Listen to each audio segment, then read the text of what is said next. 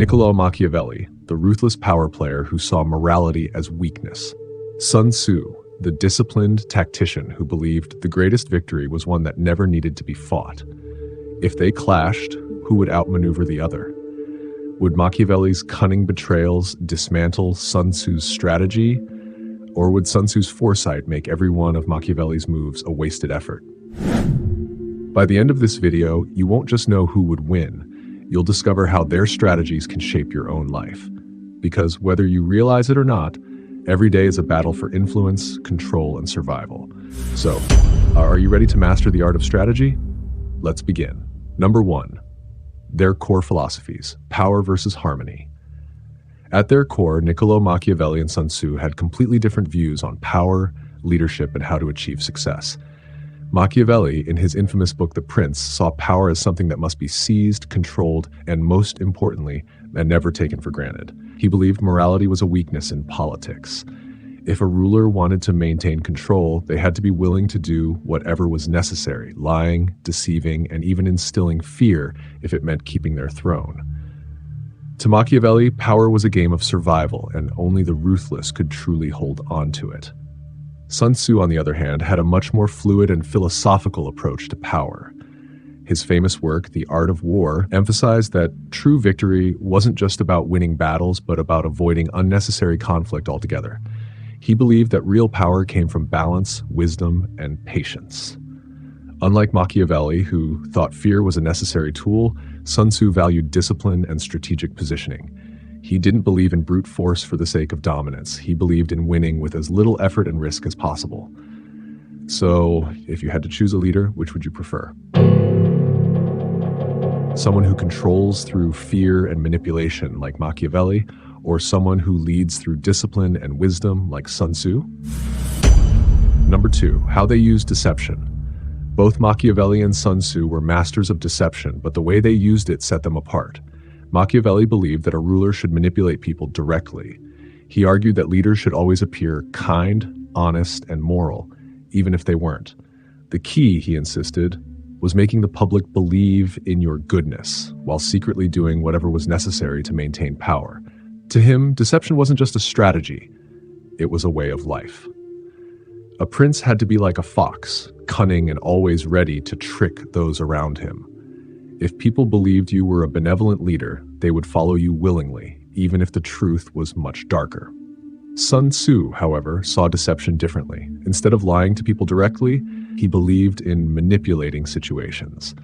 He was a master at making his enemies miscalculate, leading them into traps or fooling them into thinking they had the upper hand when, in reality, they were walking straight into their own defeat. Sun Tzu's approach wasn't about pretending to be someone he wasn't. It was about controlling perception. If he could make his enemies believe they were winning when they weren't, then the battle was already his. One controls people, the other controls perception. Which method do you think is more powerful? Number 3, war versus politics, their battlegrounds. Machiavelli and Sun Tzu were both strategists, but they fought their battles in different arenas. Machiavelli's battlefield was politics. He wasn't concerned with military tactics or warfare. His focus was on power struggles between rulers, governments, and societies. He wrote for kings, princes, and ambitious individuals trying to navigate the treacherous world of leadership. His advice was brutal and pragmatic. Manipulate, deceive, and strike before your enemies have a chance to do the same to you. In his world, politics was a never-ending battle, and only those who understood the game could win. Sun Tzu, however, was a military strategist. His battlefield was literal. His teachings were meant for generals leading thousands of soldiers, strategizing war campaigns, and outmaneuvering real enemies. He taught leaders how to position their armies, how to use terrain to their advantage, and how to win battles without even fighting. To Sun Tzu, war wasn't just about strength. It was about intelligence, patience, and knowing when to strike. Yet despite their different battlegrounds, their lessons apply to everyday life. Whether it's business, social dynamics, or personal success, understanding strategy and power struggles is essential. The real question is, are you playing the game smartly? Number 4, fear versus respect. The best way to gain power. This is one of the greatest debates in leadership. Is it better to be feared or respected?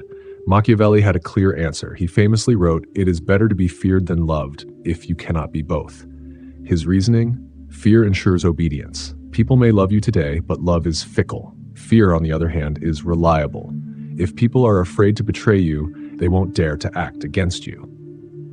Machiavelli believed that a leader who was too kind or too merciful would eventually be taken advantage of.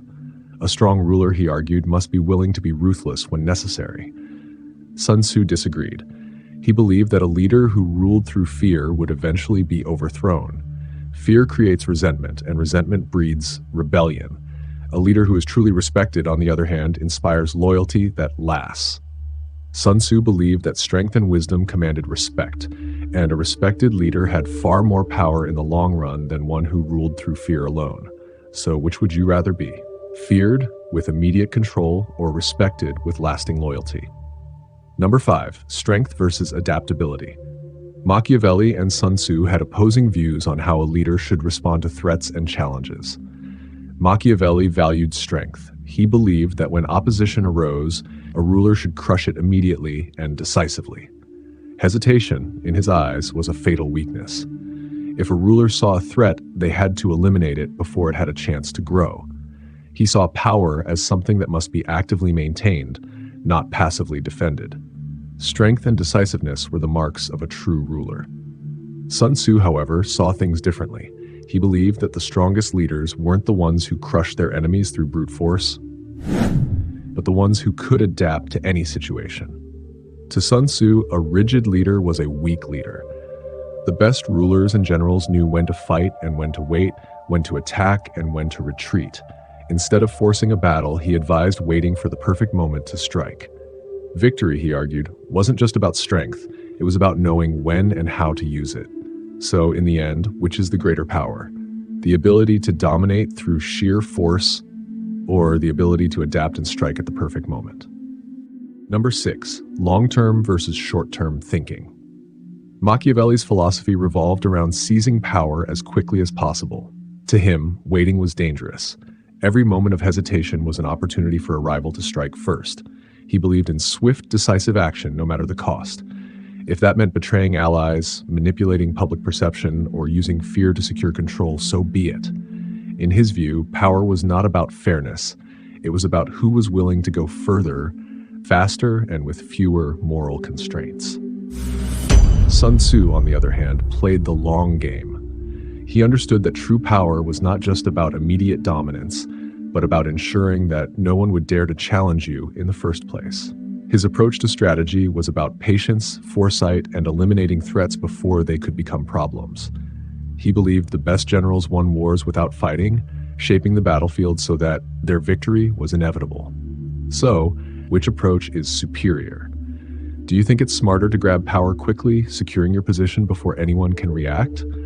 Or is it better to play the long game, ensuring that no enemy ever gets the chance to rise against you in the first place? Number 7, how they controlled their enemies. Machiavelli's philosophy regarding enemies was simple. Destroy them before they destroy you. He believed that if someone was a threat, they should be eliminated completely. No loose ends, no second chances. A weakened enemy could recover, but a dead enemy could not. He advised rulers to act with ruthless efficiency, removing potential threats before they had a chance to become real problems. Sun Tzu, however, saw a different path. He did not always seek to destroy his enemies. He sought to control them. Rather than direct confrontation, he would manipulate them into making mistakes. He would weaken them gradually, misleading them, feeding them false confidence, and waiting until the perfect moment to strike. To him, power was not about brute force. It was about positioning, deception, and using an enemy's own actions against them. Which do you think is more effective? Would you prefer to crush threats before they could challenge you? Or do you believe it's wiser to weaken your enemy's time, making them powerless without direct conflict? Number 8, leadership styles. Machiavelli saw leadership as a game of survival. He believed rulers should be ruthless, cunning, and always prepared for betrayal. To him, kindness was a liability. It made leaders vulnerable, gave their enemies leverage, and created unrealistic expectations. He argued that trust was dangerous, and that a ruler should always assume people were plotting against them. Sun Tzu had a different vision of leadership. He believed that the best leaders led by example. A great general was not feared because of cruelty, but because of discipline, intelligence, and an unshakable presence. He understood that soldiers fought harder for a leader they respected rather than one they feared. His philosophy was about control, but not through paranoia, through wisdom, fairness, and strategic thinking. If you were in a position of power, which approach would you take? Would you rule with an iron fist, assuming that betrayal is inevitable, or would you inspire loyalty through discipline and wisdom? Number 9, risk versus caution. Machiavelli saw power as something that rewarded the bold. To him, taking risks wasn't just a choice, it was a necessity. If a risky move could secure control, it was worth doing, no matter the consequences. He believed that great leaders didn't wait for the perfect moment, they created it. Even if that meant betrayal, violence, or extreme actions, the ends justified the means. Sun Tzu, however, was far more cautious. He believed battles should only be fought when victory was assured. He saw reckless risks as a sign of weakness, not strength. In his view, a smart strategist never entered a battle unless the outcome was already in their favor. He would analyze every factor, terrain, enemy psychology, timing, before making a move. To Sun Tzu, patience wasn't cowardice, it was the key to inevitable victory. Which strategy do you think is superior? Do you believe power belongs to those who take bold risks, willing to sacrifice anything for success? Or do you think the true path to victory lies in waiting for the perfect moment, striking only when success is guaranteed? Number 10, the role of morality. Machiavelli dismissed morality as an obstacle to power. To him, ethics were only useful if they served a purpose. If morality stood in the way of securing control, it was something to be ignored. He believed that people respected strength, not virtue, and that rulers who hesitated because of moral concerns would always lose to those willing to do whatever it took. His philosophy was clear. Power comes first, morality comes second, if at all. Sun Tzu, however, valued discipline and honor. He understood that war required deception and strategic thinking, but he also believed that certain principles made a leader stronger. While he was not naive about the realities of power, he saw discipline, order, and ethical leadership as essential elements of a successful strategy. He knew that a leader who was respected and trusted could command unwavering loyalty. So where do you stand? Do you think morality is just a luxury that gets in the way of real power? Or do you believe that strong principles are the foundation of lasting leadership? Number 11, who would win in a head-to-head battle? If Machiavelli and Sun Tzu were to face off, how would the battle unfold? Machiavelli would not wait for a fair fight. He would attack first, using every possible underhanded tactic. He would corrupt Sun Tzu's allies, spread false information, and attempt to turn Sun Tzu's own people against him before the battle even began. He would use manipulation, fear, and deception to weaken his opponent from within, ensuring that when the moment of confrontation arrived, Sun Tzu would already be surrounded by enemies. But Sun Tzu would never allow that to happen. He was a master of deception and foresight, always several steps ahead of his opponent. He would anticipate Machiavelli's tricks, setting traps of his own. Instead of confronting Machiavelli directly, he would let him believe he was winning, only to reveal at the last moment that he had already lost. Sun Tzu wouldn't need brute force or betrayal. He would outmaneuver Machiavelli so completely that the battle would be over before it even started. Machiavelli was bold, aggressive, and willing to take extreme risks. But Sun Tzu was patient, adaptable, and always in control. In the end, Machiavelli's ambition might make him dangerous, but Sun Tzu's discipline would make him unstoppable.